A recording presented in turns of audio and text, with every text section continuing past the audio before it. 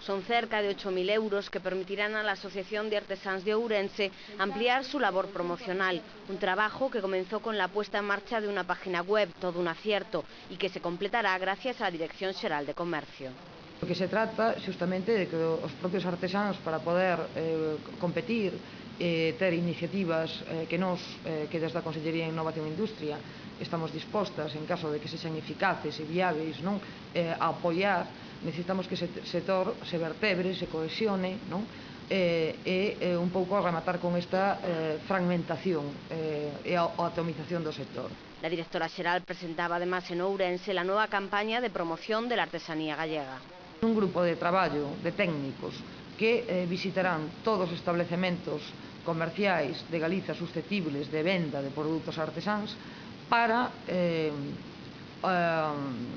convidar e informar aos nosos comerciantes de que se animan, digamos, a comercializar produtos de ao menos 5 artesáns galegos,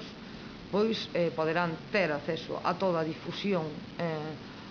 que se lles fará gratuitamente por parte da Consellería e a utilización da marca Artesanía de Galiza.